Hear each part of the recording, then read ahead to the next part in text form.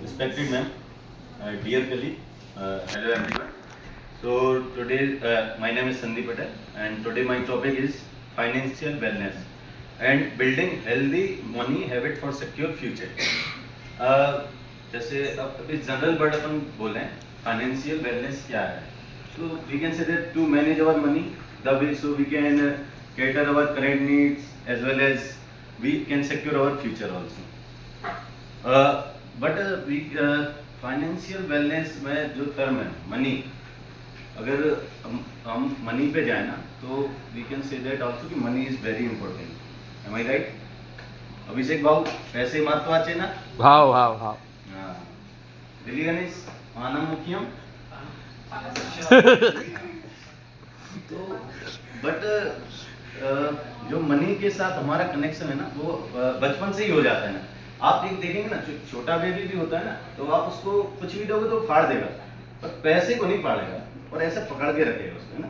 तो we can also say that कि हम एक इमोशनली अटैच भी रहते हैं उस पैसे के साथ और मनी के साथ. मनी का कनेक्शन इमोशनली भी हो जाता है. पर हम ये भी सुनते हैं कि money can't buy you happiness, है ना. मनी आपको हैप्पीनेस नहीं देता, ये आप सभी ने सुना होगा. पर जब वो सैलरी का मैसेज आता है ना 25 तारीख को, हैप्पीनेस तो वो देता है. वो हैप्पीनेस क्यों देता है ना. अपन को देखें क्योंकि वो एक सिक्योरिटी देता है. Money can't buy you happiness but it gives you a freedom, है ना. जब हमारी सैलरी आई थी ना तो एक फ्रीडम लिया था कि हम ये कर सकते हैं वो कर सकते हैं. तो अगर मनी एक हैप्पीनेस दे सकता है तो भी हम कह सकते हैं कि मनी के साथ एक एंजाइटी भी आ जाती है, कभी कभी स्ट्रेस भी आ जाता है. जब हम अनएम्प्लॉयड थे तो हमारा एक स्ट्रेस था कि हम फ्यूचर कैसा होगा हमारा. फ्यूचर इन द सेंस हम क्या करेंगे, हमारी जो ड्रीम कार है, हमारा हाउस है वो कैसे होगा, हमारा फैमिली कैसे सिक्योर होगा. सो एक एंजाइटी भी आती है, फाइनेंशियल एंजाइटी. तो उसको ही हैंडल करने के लिए there is a term financial wellness. और अगर हम यहाँ पे मनी मैनेज की बात करें तो I am not talking about public money, जो हमारा जॉब ही है मैनेज करना. We are talking about our money, how to manage our money so we can able to fulfill our current need and also secure our future. So if we start with how can we start financial wellness? First, know your expenses. This is, है ना, कि पहले अपना expenses तो जाने कि अपने खर्चे क्या हैं. So first we have to create a budget and monitor. इसको monitor करना पड़ेगा कि हमारे खर्चे क्या हैं. हम ऐसा क्या है कि हम जो पैसा तो आ रहा है, सैलरी तो आ रही है, पर जा कहाँ रही है पता नहीं पड़ता. Just like a magic vanish हो जाती है. So first we have to create a budget, monitor it, new our expenses. Sometime हमारे जो एक्सपेंसिव रहते हैं ना वो एक just like ma'am give example of impulsive buy, है ना, कि खरीदना नहीं था पर डीमार्ट गए, 2 चीजें लानी थी, 9 चीजें लेके आ गए, है ना. और अगले दिन हमें लगता है कि इसका हमारे लिए कोई यूज भी नहीं था. So first we have to know कि ऐसे कौन से एक्सपेंसेस हैं, हमको इनको कट करना होगा. अगर कोई इम्पल्सिव बाइंग की हमारा एक हैबिट है तो we have to think about it.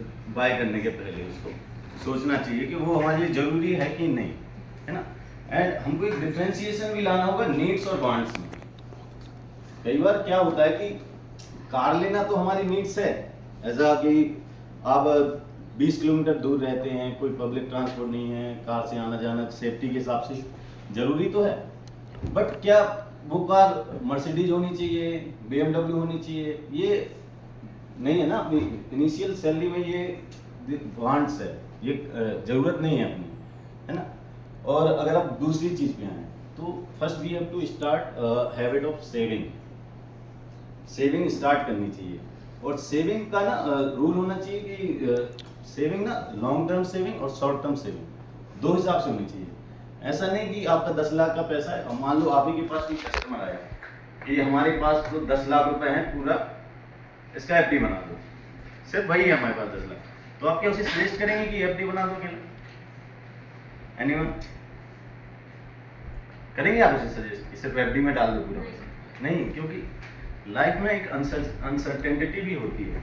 हो सकता है कि कल के कल आप कहीं जा रहे हैं, आपकी कार पंचर हो गई, कोई एक्सपेंसेस आ गया, कहीं आपको पैसा देना पड़ा, तो इस हिसाब से ना एक आप बजट बना के चलिए कि एटलीस्ट 60 दिन के हिसाब से अपन मान के चलिए कि 60 दिन के हिसाब से अपना जो लग सकता है कि अपना इतना एक्सपेंसेस हो सकता है, तो उसको एक सेविंग अकाउंट में ऐसा डाल दें कि जिसको अपन लिक्विडेट कर सके जल्दी, है ना। सेकेंड चीज, अपन को लॉन्ग टर्म प्लान के बारे में भी सोचना चाहिए। लॉन्ग टर्म प्लान के हिसाब से मेरा है जैसे रिटायरमेंट प्लान होता है हम सभी का, जैसे तो बैंक अपना ख्याल रखता है रिटायरमेंट का, but we can also add something ना, अपनी तरफ से भी उसमें कुछ इन्वेस्टमेंट कर सकते हैं। सो एक लॉन्ग टर्म का भी अपनी सिक्योरिटी रहेगी, हाँ सिक्योरिटी रहेगी ना, वो सही है। अब तीसरी चीज अपन क्या कर सकते हैं, क्रिएट मनी फ्रॉम मनी, है ना, पैसे से पैसा बनाओ, इन्वेस्टमेंट। सो एक इन्वेस्टमेंट हैबिट भी हमें लानी पड़ेगी, पर इन्वेस्टमेंट भी कैसे, उसका भी प्रॉपर तरीका है। अपन कितना डाइवर्सिफाई फंड रखना है अपन को, ऐसा नहीं है कि सारा फंड आप हाई रिस्क में रख दो, मार्केट का कोई भरोसा नहीं है। आप, मैंने एक दोस्त को सजेशन दिया था अक्टूबर में म्यूचुअल फंड करने का, गया बहुत परेशानी में तो ऐसा भी नहीं है कि आप पूरी तरीके से हाई रिस्क पे जाओ, आपको अपने फंड को ना डाइवर्सिफाई करना पड़ेगा। आपको गोल्ड जैसा भी फंड चूज करना पड़ेगा जिसको फिक्स्ड इनकम है, आपको इक्विटी में भी जाना पड़ेगा, डेट में भी जाना पड़ेगा। इस तरह से अपने फंड को डाइवर्सिफाई करिए अपनी नीड के हिसाब से।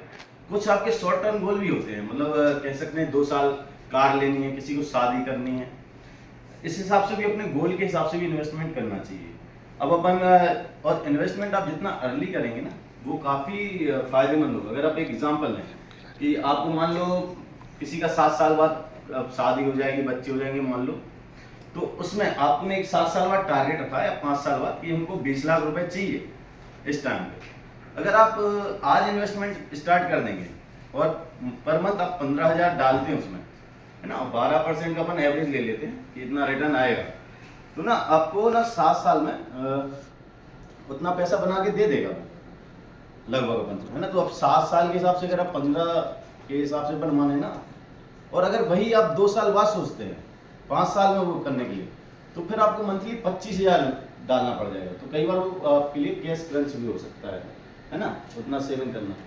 और अपन उसके बाद क्या कर सकते हैं फाइनेंशियल वेलनेस लाने के लिए, इन्वेस्टमेंट हो गया, सब हो गया, ठीक है, आपने अपना सिक्योर कर लिया, पर सिर्फ हम अपने बारे में तो नहीं सोचते, अपनी फैमिली भी है ना।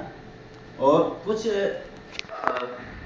मेडिकल एक्सपेंसेस कुछ ऐसे होते हैं ना जो एकदम से ना पूरा पैसा ले जाते हैं, पता ही नहीं पड़ता कहाँ गया पैसा।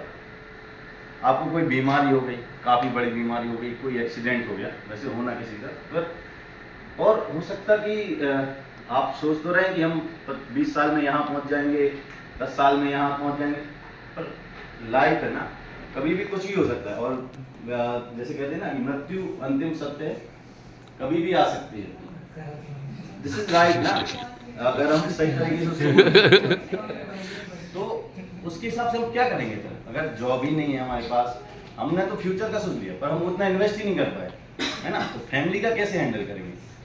उसके लिए हमें कुछ इंश्योरेंस वगैरह भी करने चाहिए। इंश्योरेंस क्या है ना, एक आपको सिक्योरिटी देता है, आपको भी और फैमिली को भी। तो ये मेरी तरफ से 3-4 पॉइंट्स थे जो मैं चाहता हूँ कि अपन को, अगर how to manage our money. Thank you everyone.